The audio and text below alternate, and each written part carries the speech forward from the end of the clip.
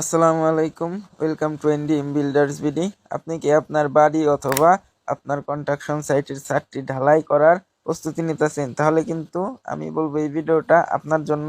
আমি নীরব এবং আমি একজন কনস্ট্রাকশন ওয়ার্কার। এই ভিডিওতে কিন্তু আমি ছাদ ঢালাই করার আগে গুরুত্বপূর্ণ কিছু বিষয় নিয়ে আলোচনা করব, যেগুলো চেক না করলে ভবিষ্যতে কিন্তু আপনাকে বড় সড়ো কোনো ক্ষতিরও সম্মুখীন হওয়া লাগতে পারে। তো প্রথমেই কিন্তু আপনাকে ভালো করে ছাদে গিয়ে চেক করতে হবে যে আপনার ছাদের যে মেইন রড এবং বাইন্ডার রড সেটি কি ড্রয়িং এর মেজারমেন্ট অনুযায়ী সঠিক স্থান অথবা সঠিক দূরত্ব অথবা সঠিক কোণে বসানো আছে নাকি। এটা কিন্তু খুবই গুরুত্বপূর্ণ, তার কারণ আপনার ছাদের যে মূল লোড সেটা কিন্তু এই মেইন রডের ভেতর দিয়েই কিন্তু আপনার ভীমের ভিতরে প্রবেশ করে এবং এই মেইন রড এবং বাইন্ডার রডের কিন্তু একটা মাপ আছে ড্রয়িং অনুযায়ী, কিন্তু সেইটা আপনাকে দেখতে হবে অথবা আপনার যে ইঞ্জিনিয়ার আছে তাকে এনে কিন্তু আপনার ছাদটি যখন বাঁধা হয়ে যাবে তখন কিন্তু অবশ্যই কিন্তু পরীক্ষা করিয়ে নিতে হবে। এবং নাম্বার 2, রড স্পেসিং ঠিক আছে কিনা যাচাই করা, অর্থাৎ ড্রয়িং অনুযায়ী আপনার রডের মাঝের দূরত্ব ঠিক আছে কিনা ভালোভাবে পরিদর্শন করা, এবং তা যদি ঠিক না থাকে তাহলে কিন্তু সেটিকে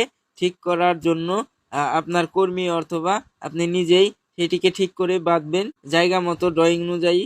তো নাম্বার 3, আপনাকে কিন্তু অবশ্যই ভালো করে খেয়াল করে দেখতে হবে কভার ব্লক দেওয়া হয়েছে কিনা, অর্থাৎ রড এবং আপনার শাটারিং এর মাঝখানে কি গ্যাপ আছে কিনা সেটি কিন্তু ভালো করে খেয়াল করে দেখতে হবে। যদি আপনার শাটারিং এবং রডের মাঝখানে কোনো গ্যাপ না থাকে, যদি একটির গায়ে আরেকটি লেগে থাকে, তাহলে কিন্তু সেই স্থানে কংক্রিট দিয়ে কিন্তু আপনাকে কভার ব্লক বানিয়ে ব্যবহার করতে হবে।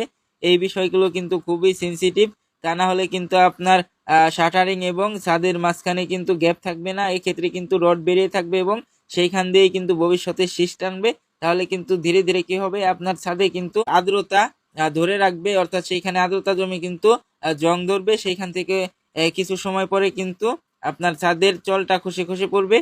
তো ভিউয়ার্স, এটা কিন্তু অবশ্যই খেয়াল রাখবেন ছাদ ঢালাইয়ের আগে। এবং এর পরবর্তীতে 4 নম্বরে কিন্তু আমাদের ইলেকট্রিক পাইপ এবং বক্স কন্ডুইট, তারপর ইলেকট্রিক যে জাঙ্ক বক্স, এইগুলো যথাস্থানে বসানো হয়েছে কিনা এই বিষয়গুলো কিন্তু খেয়াল রাখতে হবে। নাম্বার 5, আপনাকে কিন্তু অবশ্যই চেক করতে হবে ছাদ ঢালাইয়ের আগে যে আপনার ছাদের নিচের বল্লিগুলা অর্থাৎ সাপোর্টার গুলা শক্তভাবে বসানো হয়েছে কিনা, এবং আপনার ছাদ ঢালাইয়ের আগে কিন্তু লেভেল কিন্তু চেক করতে হবে অবশ্যই।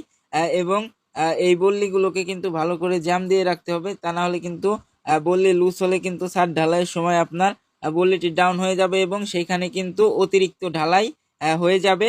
এবং পরবর্তীতে কিন্তু আপনাকে বাড়তি লেবার খরচ করতে হবে আপনার এই ছাদের উঁচা অংশটাকে ঠিক করার জন্য, এবং বাড়তি কিন্তু প্লাস্টার আপনাকে করা লাগতে পারে কিছু অংশে। তাই অবশ্যই এই ছোট ছোট বিষয়গুলো কিন্তু আপনাকে এখনই তদারকি করে রাখতে হবে।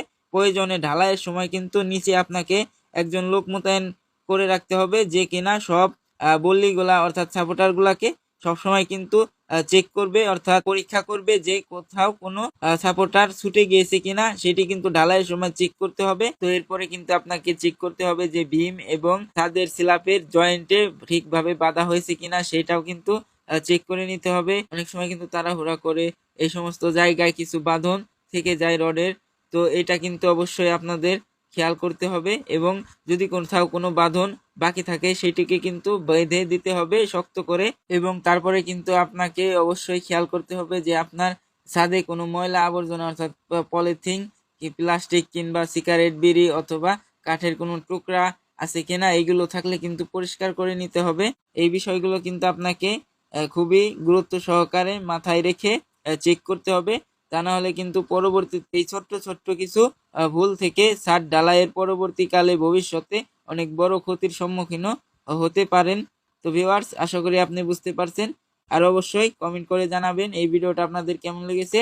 তো ভিউয়ার্স, আশা করি এর থেকে আপনার একটু হলেও উপকার হবে। যদি উপকার হয় তাহলে কিন্তু অবশ্যই এরকম ইনফরমেটিভ ভিডিও পেতে আমাদের চ্যানেলটি সাবস্ক্রাইব করে রাখতে পারেন। এবং আর দেখা হবে পরবর্তী কোনো ভিডিওতে, ততক্ষণ নিজের খেয়াল রাখবেন, সুস্থ থাকবেন, আল্লাহ হাফেজ।